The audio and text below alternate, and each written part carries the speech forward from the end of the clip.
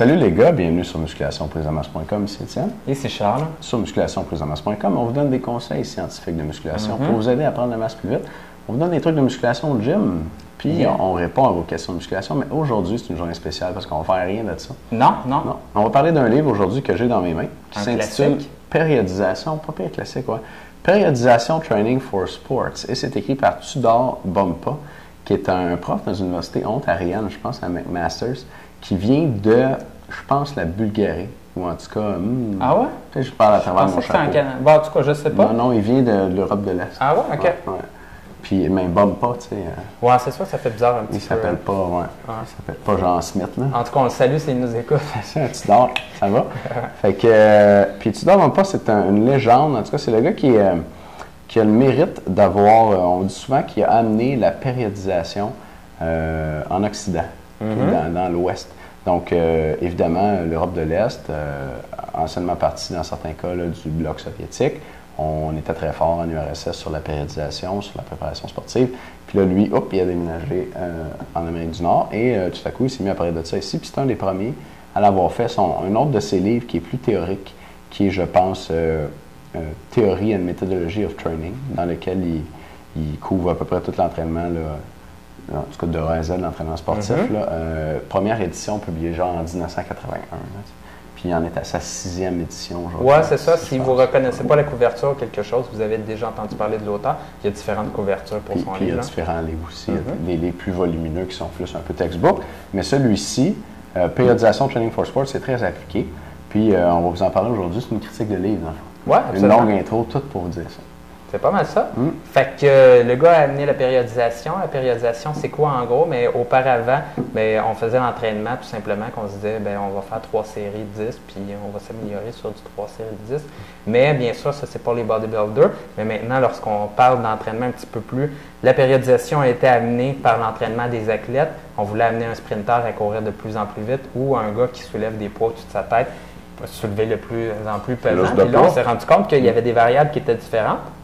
Et c'est intéressant parce qu'il y a quand même des variables différentes aussi pour l'hypertrophie. Donc, on s'est rendu compte qu'il y avait l'endurance, l'hypertrophie, la force, la puissance et que tu avais des gars qui faisaient un soulevé de terre, par exemple, avec très pesant, mais qui n'étaient pas capables de le garrocher au-dessus de leur tête. Donc, ils se sont rendus compte qu'il y avait des variables comme ça et que si tu essaies de tout faire en même temps, des fois, tu ne réussis pas à te rendre aussi loin que le gars qui réussit à périodiser ça d'un mois à un autre ou de microcycles encore plus petits que ça et de faire en sorte là, de tout allier ça et de finir à la toute fin par une phase d'affûtage puis que tu arrives à ta compétition puis que tu bats tout le monde. Donc, les gens de l'URSS ont fait beaucoup de recherches là-dessus et surtout avec, dans le fond, leurs athlètes. Là, pendant un bon bout de temps, l'URSS dominait le monde, gagnait les médailles d'or aux Olympiques et les États-Unis les a rejoints de un parce qu'ils ont, avec les stéroïdes aussi, mais aussi avec la méthodologie qui est sortie de l'URSS quand le bloc s'est effondré. Le bloc s'est effondré. Ben ouais. Donc, ça vient un petit peu de là. Yes. Écoutez, un exemple classique de périodisation, c'est sûr qu'il y a les différentes qualités musculaires qui sont importantes puis entre lesquelles on peut faire une rotation. Ce qui est intéressant, puisque ce dont l'auteur parle pas mal en long et en large dans ce livre-là, c'est aussi de périodiser la charge totale d'entraînement. Donc, en périodisation, on va penser à la qualité musculaire, on va parler aussi au volume puis à l'intensité. Puis la combinaison du volume puis de l'intensité, moi j'appelle ça un peu la charge d'entraînement.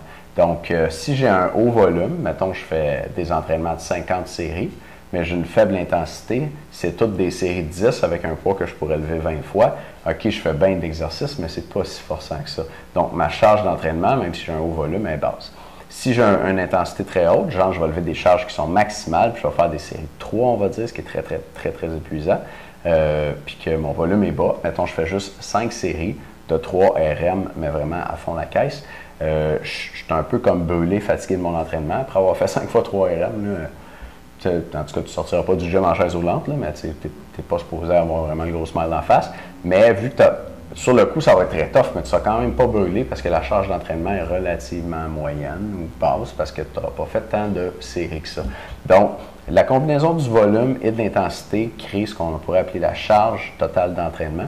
Et puis, la charge d'entraînement, ce qui peut être intéressant, c'est de la faire varier d'une semaine à l'autre pour pour déjouer le principe d'adaptation. Donc, si je fais toujours la même chose, mon corps s'adapte. Ce sur quoi je peux jouer, ce que je peux faire varier, c'est les qualités musculaires, oui, mais aussi le volume, l'intensité et un petit peu la combinaison des deux que j'appelle la charge d'entraînement. Si je fais tout le temps la même chose, mettons, j'ai mon même workout là, avec mes 10 séries de pec biceps, puis je fais la même chose pendant 6 mois, non seulement mon corps s'adapte aux exercices puis à la qualité musculaire que j'entraîne, mais aussi il s'adapte à la charge d'entraînement, il s'adapte à l'entraînement. C'est toujours 45 minutes, c'est toujours les mêmes exercices, je demande toujours la même chose à mon corps. Il devient très bon pour travailler ce 45 minutes-là, puis à un moment donné, il est habitué, puis il ne réagit plus. Donc, ce qu'on va vouloir faire, c'est que d'une semaine à l'autre, on va faire varier la charge totale d'entraînement. Puis le modèle un peu de base que tu ne dois pas présent dans ce livre-là, c'est le modèle en escalier. Première semaine, j'ai une charge totale relativement légère. Deuxième semaine, une charge moyenne. Troisième semaine, une charge très élevée.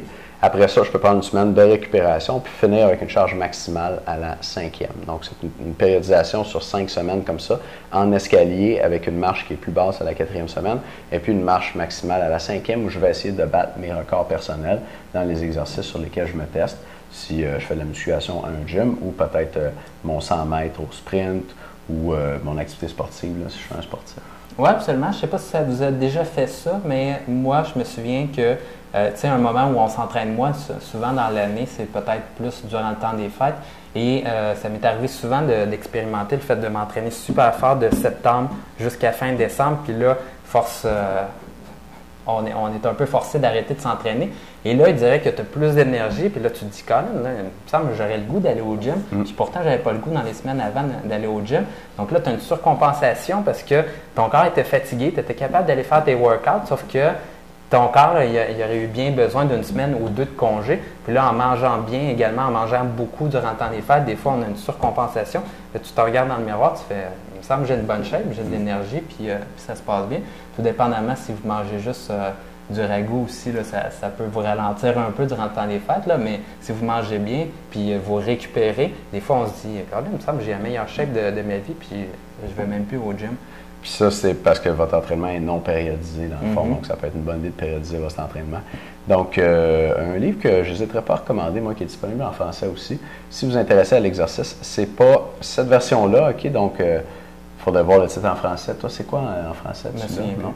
C'est comme Périodisation Training for Sports. Là, chercher entraînement sportif. Allez pas vers théorie et méthodologie de l'entraînement parce que ça, c'est beaucoup plus hermétique, là, difficile à lire comme texte. Mais ça, c'est relativement accessible pour quelqu'un qui n'a pas nécessairement étudié en sciences de l'exercice. Puis, si vous avez, mettons, une couple de semaines pour passer à travers, bien, ça peut valoir la peine. Oui, c'est clair, si vous êtes un mordu. Sinon, dans la deuxième vidéo, mais je pense que tu avais du contenu, mais moi, ce que je vais vous donner, c'est ma périodisation ultime pour si vous avez besoin de partir comme 3 semaines ou 1 mois en vacances cet été.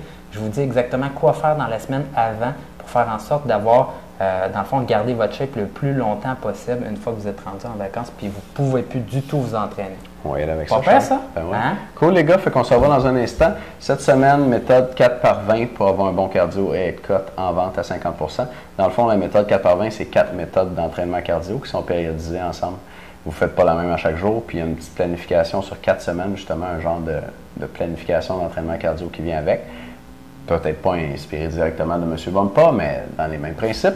Et puis, cette semaine, on a aussi des formations avec Charles. On va en avoir une demain soir à 8h et samedi matin à 11h. Les informations pour tout ça, c'est en dessous du vidéo sur musculationperformance.com. Merci de nous regarder, les gars. Salut, les gars.